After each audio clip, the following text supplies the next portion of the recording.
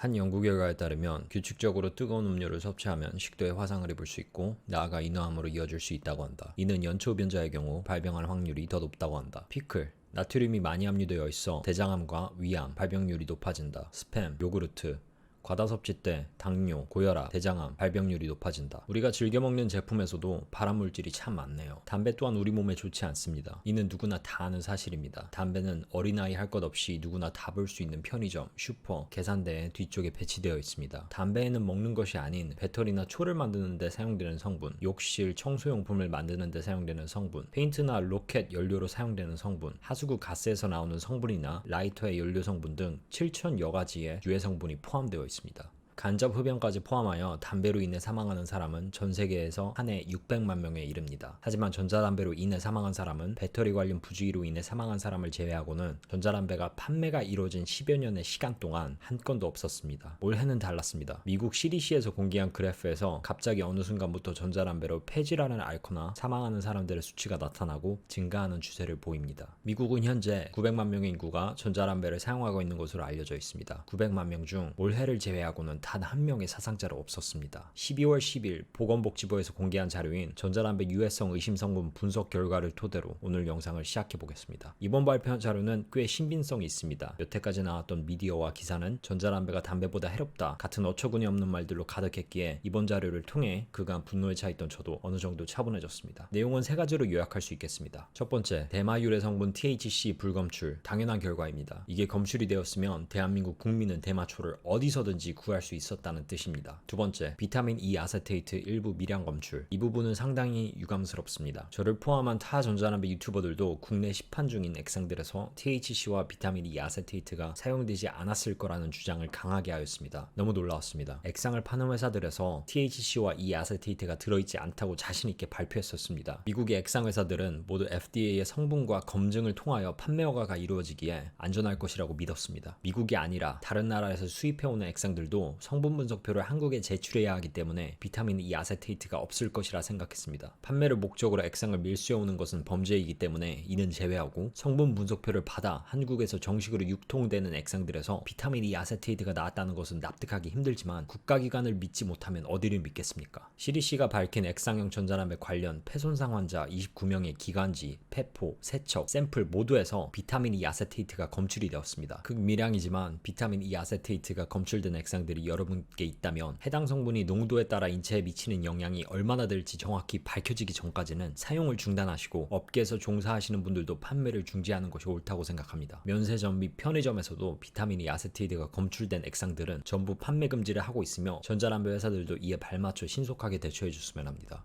세 번째, 중증 폐 손상 원인 규명 전까지 액상형 전자담배 사용 중단, 강력 권고 유지. 이 부분은 상당히 불쾌하게 느껴졌습니다. 전자담배 사용을 그만하라고 했다고 해서가 아닙니다. 베이핑을 사랑하는 일반 유저로서 하는 발언임을 알아주셨으면 합니다. 2달 전쯤 미국 CDC에서도 비슷한 권고를 찾아볼 수 있었어요. CDC는 THC가 들어있는 품목들과 전자담배 자체의 사용을 중단하라. 니코틴에 중독된 성인들은 전자담배 사용으로 인한 위험성과 이로운 점 모두 감당해야 한다. 그리고 담배를 시작하거나 담배로 돌아가서는 안 된다 라고 합니다. 전자담배 사용을 중지하라는 권고이지만 미국은 담배로 돌아가지 말라는 내용도 추가되었습니다. 니코틴에 중독된 성인도 베이핑의 이로운 점과 위험성 감당해야 한다고 했습니다. 중단 권고 같지만 중단하라는 명령은 아니었습니다. 사용자의 위험인지 이 정도로만 생각하면 될 것 같습니다. 이번 분석 자료는 꽤나 전문적이고 신뢰할 만하다고 생각합니다. 다만 해당 성분들이 검출됨에 따라 전자담배가 정말 안 좋은 것처럼 보이지만 조금만 살펴봐도 이 성분들은 우리가 일상에서 섭취하는 식품들에 들어있는 성분들이라는 것을 알 수 있습니다. 정부는 PGVG를 제외한 5종의 검출량을 ppm 단위로 나타내었습니다. ppm은 parts per million의 약자로 1%는 1000 ppm으로 바뀔 수가 있습니다. 따라서 0.0001%는 1ppm입니다. PG와 VG는 퍼센테이지로 하고 나머지는 ppm으로 정리를 해놓았죠. 그리고 이번 분석 대상 성분들은 VG, PG를 제외하면 총 5가지입니다. THC는 대마초의 성분이며 전 세계적으로 허가받은 액상들에서는 검출된 기록이 없습니다. 이번 분석 자료에서도 THC는 검출되지 않았습니다. 비타민 E 아세테이트는 화장품의 원료로 주로 쓰이며 분석 대상 액상 137개 중 11개에서 검출이 되었습니다. 11개의 액상 중 가장 높은 수치의 아세테이트가 나온 것은 케이크 베이퍼 회사의 케이크 헤이즐넛 밀크 토바코입니다. 이 액상 액상에서는 8.4 ppm의 비타민 E 아세테이트가 나왔는데 8.4 ppm은 0.00084%로 바꿀 수 있습니다. 당연히 0.00084%의 비타민 E 아세테이트가 나왔던 것만으로도 문제가 됩니다. 미국 CDC는 THC와 비타민 E 아세테이트 성분들은 폐질환의 원인으로 지목했습니다. 미국 FDA에서 마약상들이 판매하는 불법 액상들의 성분을 분석한 결과 비타민 E 아세테이트가 88만 ppm으로 검출되었습니다. 88만 ppm은 88%로 불법 액상에서는 액상의 88%가 비타민 E 아세테이트로 구성되었다는 것입니다. 우리는 국내 시판 중인 액상들에서 검출된 0.00084%의 비타민 E 아세테이트가 우리 몸에 어떤 영향을 끼치는지 알 권리가 있습니다.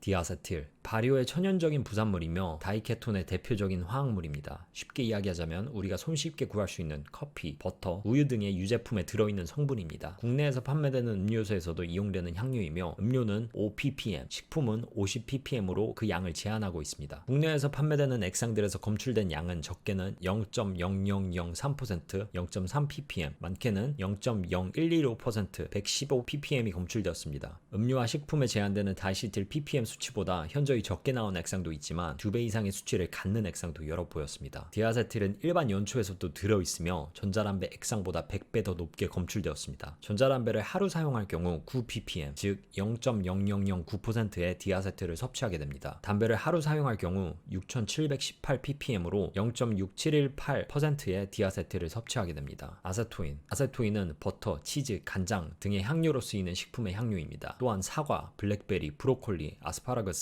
등에도 들어있습니다. 우리가 먹는 빵, 팝콘, 버터에도 이 성분이 들어있습니다. 액상 제조사들은 디아세틸 성분을 대체하려고 아세토인을 사용하고 있습니다. 펜탄다이온은 디아세틸, 아세토인을 대체하여 액상에 사용되는 성분입니다. 이번 분석은 우리가 액상을 흡수하는 증기 형태가 아닌 액체 상태로 진행했기 때문에 더 정확한 유해성을 파악하기 위해서는 일반적인 베이핑 상태에서의 실험이 필요하다고 생각합니다. 유럽 TPD, 담배 관련 규제 및 법규나 미국 FDA의 경우 액상을 기체로 바꿔 유해성을 검사하고 있습니다. 유해 성분의 허용치나 유해 성분의 양에 따른 인체에 미치는 영향에 대해서도 빠른 조사가 필요하다고 생각합니다. 우리 베이퍼들이 이번 발표로 알 수 있는 건 153개의 액상 절반에서 유해 성분이 검출되었다는 것입니다. 비록 많게는 0.00084%라는 수치는 적은 수치이지만 유해 성분은 맞고 인체에 미치는 영향도 알 수 없습니다. 이번 153개의 액상 성분 분석 결과를 시작으로 모든 액상 제조사와 수입사가 자발적으로 성분 분석에 나서고 그 결과를 소비자들에게 알려야 한다고 생각합니다. 우리가 돈을 지불하고 구매하는 액상이니 어떤 것이 얼마나 들어가 있는지를 알 권리가 있습니다. 마지막으로 전자담배는 금연 보조제로 가치가 있는 것이지 연초로 손상된 몸을 흡연 이전의 상태로 회복시켜주는 약이 아닙니다. 니코틴에 중독되지 않으신 분들은 연초와 전자담배 모두 사용하지 않으시는 것이 좋습니다. 다만 현재 연초를 피고 계신 분이라면 전자담배로 바꿈으로써 니코틴은 동일하게 충족시키면서 덜 해로운 연기가 아닌 증기를 흡입할 수 있다는 것입니다. 따라서 저는 전자담배 자체의 유해성도 중요하지만 연초와의 유해성 비교도 중요하다고 생각합니다. 영국 보건부의 스위치 캠페인 홍보물을 살펴보면 전자담배가 담배보다 유해물질이 95% 저감되어 있다고 홍보하고 있습니다. 내년 초로 예정되어 있는 정부의 전자담배 유해성 발표를 기다려보겠습니다. 과연 우리 정부는 전자담배가 얼마나 해롭다고 주장하는지 저는 정말로 궁금합니다.